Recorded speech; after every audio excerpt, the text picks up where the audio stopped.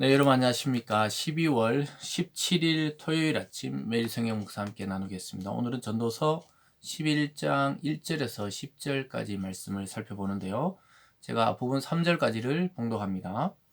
너는 내 떡을 물 위에 던져라. 여러 날 후에 도로 찾으리라. 일곱에게나 여덟에게 나눠 줄지어다. 무슨 재앙이 땅에 임할는지 내가 알지 못함이니라.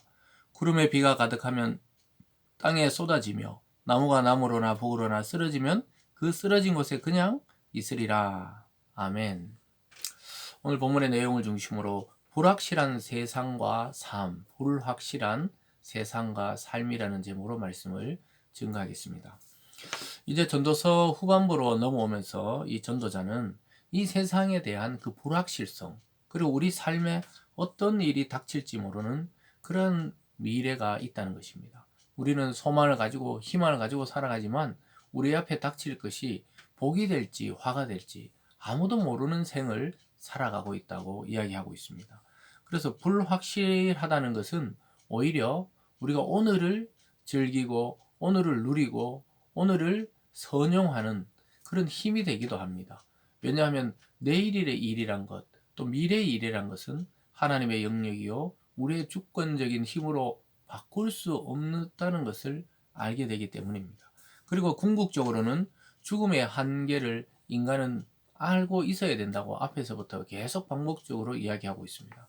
그래서 죽음이 어떻게 어느 순간에 어떤 환경에서 우리에게 닥칠지 모르기 때문에, 그렇기 때문에 뭐 우울하게 살아라든지 대충 살아라든지 그 말이 아니죠. 그렇기 때문에 오히려 우리에게 주신 이 삶의 여러 가지 환경과 조건을 누리고 이 자유를 누리라고 오늘 본문에서 말씀하고 있습니다. 사랑하는 여러분, 우리의 삶과 우리의 미래는 불확실한 것이 정확한 것입니다.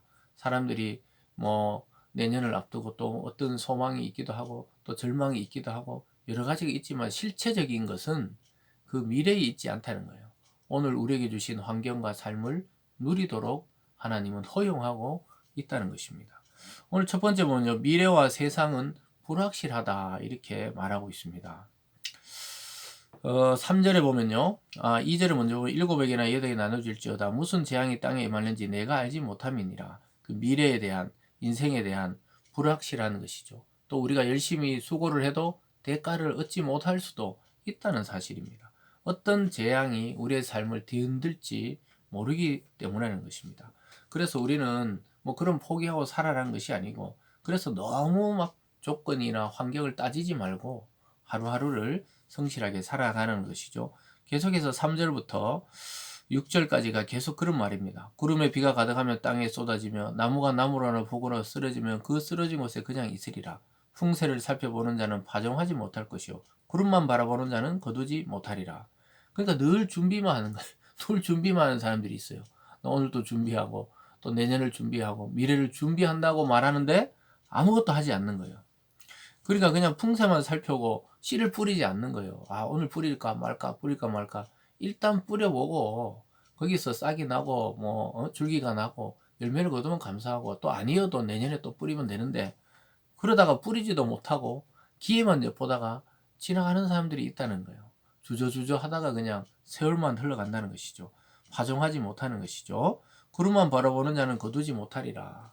그 구름만 바라보고 오늘 비가 올란가 싶어가지고 그냥 뭐 거두지 않고 그냥 또 하루를 보내고, 그러면 안 되고 부지런히 거두고 뿌리고 그렇게 해야 된다는 것을 말하고 있습니다. 아침에 뿌린 씨가 열매를 맺을지 안 맺을지 모르지만 우리는 하나님이 주신 그 기회 안에 일단 땅이 있고 씨가 있으니까 하나님이 주신 소망 안에 일단 뿌려보는 거예요. 풍년이 될 것이라는 그런 소망을 안고 일단 뿌려보는 겁니다.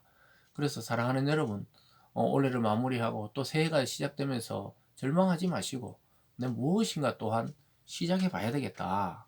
이 불확실한 미래라고 손 놓고 있는 것이 아니고, 그냥 주님 오실 때까지 가만히 있는 것이 아니고, 내가 복음의 씨앗을 뿌리든 사업의 씨를 뿌리든 또 취업의 씨를 뿌리든 도전해 보는 것이죠.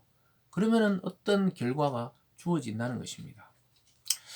5절에 보면 바람의 길이 어떠함과 아이 벤 자의 태에서 뼈가 어떻게 자라는지 내가 알지 못한 같이 만사를 성취하시는 하나님의 일을 내가 알지 못하느니라.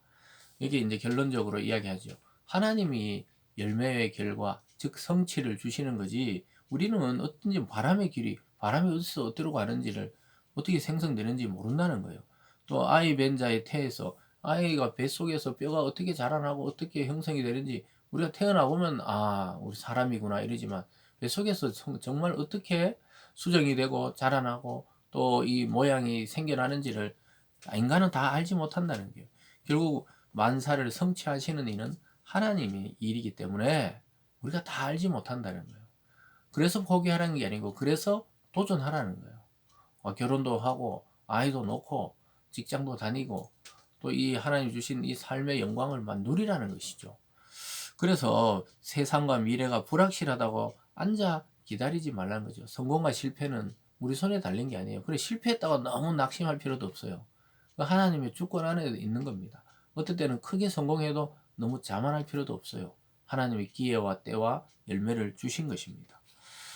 6절에 너는 아침에 씨를 뿌리고 저녁에도 손을 놓지 말라. 이것이 잘 될는지 저것이 잘 될는지 혹 둘이 다 잘 될는지 알지 못함이니라. 그 아침에도 뿌리고 저녁에도 부지런히 살피라는 거죠. 이것이 잘 될지 이 농사가 잘 될지 저 농사가 잘 될지 우리는 알 수 없고 또 다 잘 될 수도 있다는 거예요. 그래서 그 모든 걸 성취를 주시는 분은 하나님이다. 때로는 우리에게 실패도 허용하시는 것도 하나님이라는 것이죠. 이걸 인정하지 못하면 아무리 교회를 다니고 그리스도인들이라도 늘 불안한 거예요. 늘 불평이에요. 늘 불만밖에 없어요. 그러나 이것을 인정하는 자는 그냥 부지런함으로 삶을 대하는 거죠. 그리고 결과를 하나님께 맡기니까 얼마나 자유해요. 이런 마음으로 오늘 또 살아가시길 바랍니다. 오늘 두 번째 보면 삶이 역시 불확실하다는 것을 알게 됩니다. 그것은 바로 죽음을 전제로 하기 때문이죠. 7절에 빛은 실로 아름다운 것이라 눈으로 해를 보는 것이 즐거운 일이다. 그리고 우리가 빛이 있고 또 눈을 떠서 이 해 아래 살아간다는 것 얼마나 아름답고 즐거운 일인지 모른다는 것이죠. 8절에 사람이 여러 해를 살면 항상 즐거워할지라도 그러나 캄캄한 날들이 많으리니 그 날들을 생각할지로다. 다가올 일은 다 헛되도다. 한치 앞도 모른다는 거예요. 우리가 오늘은 해가 떴는데 내일은 구름이 끼고 비바람이 칠지 모르듯이 우리 인생도 결국은 예측할 수 없고 결국은 죽음을 향해 달려가는 운명에 처해 있다는 것이죠. 그래서 우리가 홀로 결국은 죽음의 길을 가야 하는데 그때 이르기 전에 오늘을 어떻게 해요? 즐거워하며 살라는 거예요. 그 뒷부분은 결국 다 헛되다는 것이죠. 그렇지만은 그 헛됨으로 인해서 우리가 오늘을 대충 살라는 게 아니고 즐거워하라는 거예요. 항상 즐거워하며 또 7절 끝에도 즐거운 일이도다. 이 땅에 산다는 게 여러분 괴롭고 슬프고 고독한 것만이 아니고 즐겁고 기쁘고 행복한 일들도 넘쳐난다는 것이죠. 그래서 우리가 다가올 캄캄한 날이 있다는 걸 전제로 하면서 오늘을 선용하고 즐거워하기 때문에 더 가치가 있는 것이죠. 무한한 삶이 아닌 유한한 육체의 삶이기 때문에 오늘이 의미가 있는 것입니다. 그래서 여러분 누리세요. 여러분이 가진 물질도, 여러분이 가진 그 가정의 환경도, 또 여러분이 가진 여러 가지 이 환경적인 것도 재능들도 누리면서 살아가시기 바랍니다. 그것이 죽음을 전제로 한 인간의 가장 가치 있는 일이라고 말씀하고 있습니다.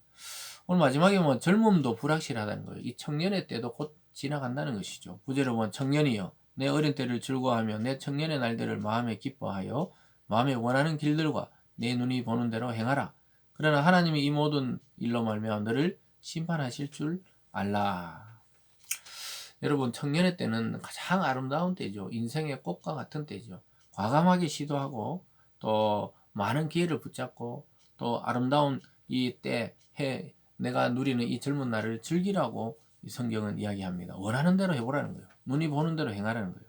그러나 늘 기억할 것은 내가 이 결정적으로 하나님이 우리를 판단하시는 것은 늘 인지하고 살아가라는 거예요.